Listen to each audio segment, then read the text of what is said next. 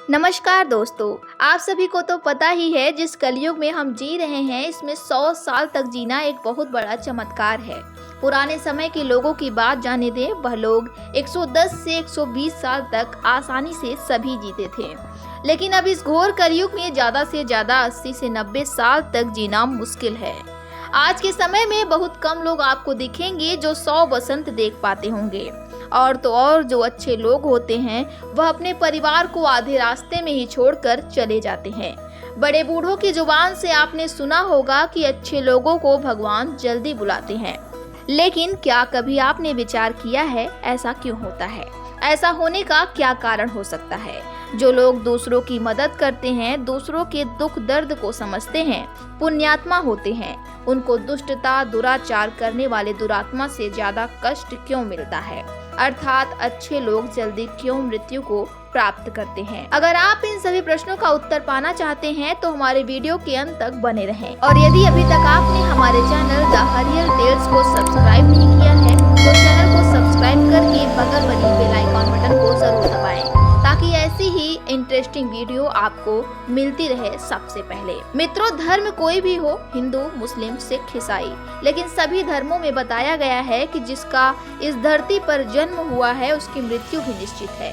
पशु, पक्षी, मानव, कीड़े मकोड़े जो जीव इस मृत्युलोक में आएंगे वह एक न एक दिन जरूर मरेंगे। अगर धर्म की बात करें तो उसमें एक मान्यता है कि बच्चे के जन्म के समय से छठी रात को ही ब्रह्मा जी उसका संपूर्ण जीवन लिख देते हैं। ब्रह्मा जी जन्म से लेकर नौकरी, शादी, विवाह, रहन सहन और मृत्यु निश्चित कर देते हैं। यहाँ तक कि उसी रात को ब्रह्मा जी मृत्यु की तारीख भी निश्चित कर देते हैं। लेकिन वह केवल ब्रह्मा जी को ही पता होता है कि किस व्यक्ति की मृत्यु कब और कहाँ होगी। यहाँ बात है अच्छे लोगों के जल्दी मरने की। इसको जानने के लिए हमें सबसे पहले जन्म के रहस्य को समझना होगा। अच्छे लोग ही जल्दी क्यों मर जाते हैं? इसके बहुत सारे कारण हैं, लेकिन हम पहले कारण की बात करें तो आप सभी जानते हैं मनुष्य जो भी कार्य करता है उसे इसका फल यमराज के पास भुगतना पड़ता है। यमराज उसे कर्मों के हिसाब से दंडित करते हैं। यदि उसके पाप का पलड़ा भारी है तो उसे नरक में यमराज द्वारा दी जाने वाली यातनाएं सहनी पड़ती हैं, और यदि उसके पुण्य का पलड़ा भारी है तो उसको स्वर्ग में सिंहासन मिलता है।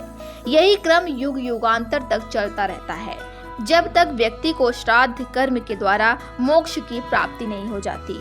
सभी जीव अपने कर्मों का फल भुगतने के लिए इस धरती पर जन्म लेते हैं। कोई मानव रूप में तो कोई जानवर, पशु, पक्षी के रूप में जन्म प्राप्त करते हैं। यह उसके संचिव कर्मों पर निर्धारित होता है। जन्म लेने के पश्चात उसके माता पिता के गुण भी मिले होते हैं, और वह जो कर्म करता है उसके हिसाब से उसे पुण्यात्मा या दुरात्मा कहते हैं। आप सभी एक कहावत जरूर सुने होंगे, अच्छे और बुरे कर्म हाथों की लकीरें बदल देती हैं।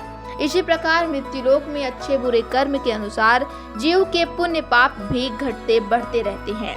जिस प्रकार एक जज कैदी के अच्छे व्यवहार को देखकर उसके दंड को कम कर देता है, उसी प्रकार भगवान भी देखते रहते हैं कौन सा जीव किस प्रकार का अच्छा कर्म कर रहा है, उसी हिसाब से उसके पाप को कम कर देते हैं। दोस्तों, क्या आपको पता है मृत्युलोक में जीव केवल पाप भुगतने के लिए ही आता है। जब भगवान देखते हैं कि जीव का संपूर्ण पाप खत्म हो गया है तो उसे अपने पास बुला लेते हैं, क्योंकि विधि का विधान है कि उस व्यक्ति को उतना ही दंड दिया जाएगा जितना उसके नियम के अनुरूप है। दंड देने वाले हमारे शनिदेव से स्वयं भगवान शिव भी नहीं बच पाए, तो हम मानव की क्या औकात है। इसके अलावा भी एक वजह है, अच्छे कर्म करने वाले लोग कम उम्र में ही सारी सिद्धियां प्राप्त कर लेते हैं, जिसके लिए उनको मृत्युलोक में भेजा गया होता है।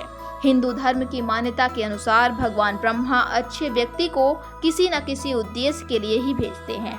भगवान का स्वयं का अवतार भी उद्देश्य पूर्ति के लिए ही होता है। दोस्तों, जब व्यक्ति का उद्देश्य जल्दी पूरा हो जाता है तो भगवान उन्हें अपने पास बुला लेते हैं। अच्छे लोगों की मृत्यु उनके अच्छे कर्मों पर ही निर्भर करता है। उम्मीद करते हैं कि आज का यह वीडियो आपको अच्छा लगा होगा। ऐसी ही और इंटरेस्टिंग वीडियो के लिए हमारे चैनल को सब्सक्राइब करें और वीडियो को लाइक शेयर जरूर करें। धन्यवाद।